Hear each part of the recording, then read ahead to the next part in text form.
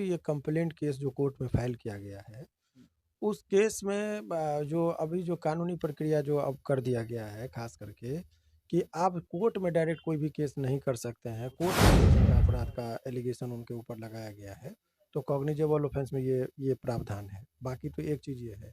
दूसरी बात आपको अगर केहू के लगे ताकत होखे त दबा के देखावे हम ऐसे ना बोलिले ओकरा ताकत बाज सोहर गवा दे।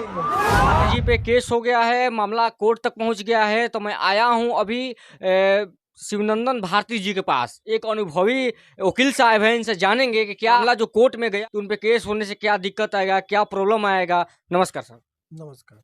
पूरा बिहार में तहलका मचा है और मामला एक कोर्ट तक आ गया है, केस भी हो गया है, तो इस केस में क्या हो सकता है? देखिए, सामान्यतः आपको मैं जानकारी के लिए बता दूं कि ये कंप्लेंट केस जो कोर्ट में फाइल किया गया है, उस केस में जो अभी जो कानूनी प्रक्रिया जो अब कर दिया गया है, खास करके कि आप कोर्ट में डायरेक्ट कोई भी केस नहीं कर सकते हैं। कोर्ट में केस करने से पहले पूर्व में आपको थाना पर आवेदन देना होगा, फिर एसपी को आवेदन देना होगा, नहीं होगा तब कंप्लेंट केस में कन्वर्ट होगा। तो ये सब प्रक्रियाएँ हुई है कि नहीं, ये एक देखने वाली बात होगी, क्योंकि कुछ लोगों का कहना है कि बहुत गंभीर नेचर का अपराध का एलिगेशन उनके ऊपर लगाया गया है, तो कॉग्निजेबल ऑफेंस में ये प्रावधान है। बाकी तो एक चीज़ ये है। दूसरी बात आपको देखने की ज़रूरत इसमें ये है कि ये सब का जो हमारा भारतीय संविधान में right to speech and expression का अधिकार दिया गया, जो मौलिक अधिकार है, तो सभी आदमी को अपने बयान जो है, अपना भावना को व्यक्त करने की स्वतंत्रता है, वो चाहे आम आदमी हो।